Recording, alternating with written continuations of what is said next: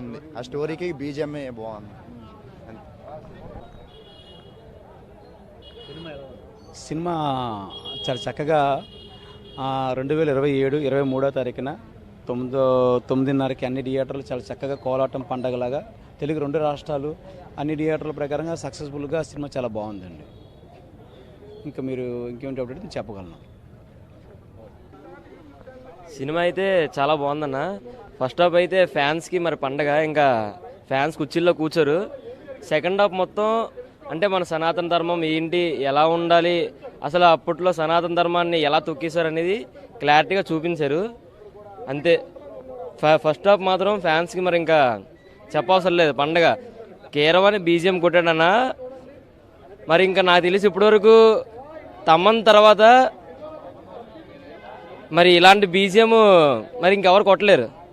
కీరవాణి కొట్టాడు బీజిఎంకి అయితే ఒక్కొక్కరు సీట్లో కూర్చారన్న. అలాంటి బీజిఎం సినిమా మొత్తం బీజిఎం మీద పవన్ కళ్యాణ్ మీద వెళ్ళిపోద్దన్న.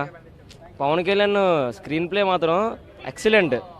ఇప్పటివరకు ఏ సినిమాలో నేను పవన్ కళ్యాణ్ స్క్రీన్ ప్లేని ఇలా చూడలేదు. పవన్ కళ్యాణ్ ఒక్కొక్క షాట్లో చూపిస్తాడన్న, మరి ఇంక మ్యాడ్ అంతే.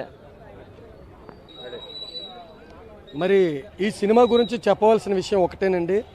ఇప్పటి వరకు కూడా ఇన్ని సంవత్సరాల్లో ఎవరు కూడా తీయలేని సినిమా ఇది. పూర్వీకులు ఎన్నో శతాబ్దాల సినిమాని, అంటే ఎంతోమంది పెద్దలు ఏం చేసేవారు, పూర్వీకులు ఏం చేసేవారు, ఇంతమంది చనిపోయారు, ఇలాంటి చరిత్రని సృష్టించే సినిమా కాబట్టి ఈ సినిమాని కంపల్సరిగా మీరు చూడాలి. ఈ సినిమాని చూసే ఎవరైనా మాట్లాడండి. ఎందుకంటే దీంట్లో మంచి సబ్జెక్టులు ఉన్నాయి. గతంలో ఏం జరిగాయి, హిందూ సాంప్రదాయం అంటే ఏంటి, దాని గురించి కూడా పవన్ కళ్యాణ్ గారు క్లియర్గా ఎక్స్ప్లెయిన్ చేశారు. దయచేసి ఈ సినిమా మీద మట్టుకు ఎవరు కూడా రాంగ్ స్టేట్మెంట్ తీసుకెళ్ళకండి. చూసేవాళ్ళు కంపల్సరీగా చూసే మాట్లాడండి, చూడకుండా అయితే మాట్లాడకండి. పూర్వీకుల సినిమా ఇప్పుడు తెలుసుకోవాల్సిన వాళ్ళు. సూపర్ ఉందన్న. సూపర్, చాలా బాగుంది మూవీ. చాలా బాగుంది. సూపర్ బాగుందండి. బ్లాక్ బస్టర్ బాగుంది, సినిమా బాగుంది. Block buster.